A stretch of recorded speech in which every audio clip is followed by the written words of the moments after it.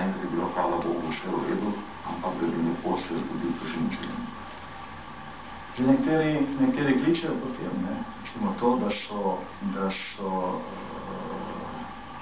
je slovensko šolstvo, tudi prej tožilstvo, oprostilo nasilneže, ki so poškodovali več kot 90 policistov. Leta 2012 in 2013 v Mariboru, kot tudi drugod, več kot 20 policistov je bilo ranjenih, nekateri zelo težko. Pa mislim, da zato nišče ne odgovarjal, vsi so bili spuščeni.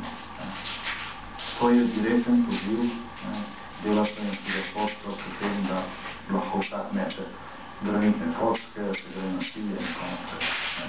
Vendar pa je struktura ljudi, ki protestirajo proti slovenskemu krivosodju pred hišo sramote, kar je postavilo Vrhovno sodišče Republike Slovenije, takšna, da a priori zavračajo nasilje.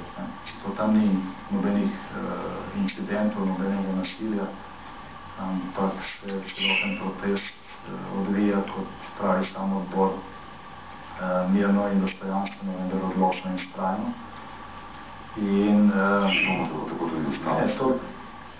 to prinese spremembe.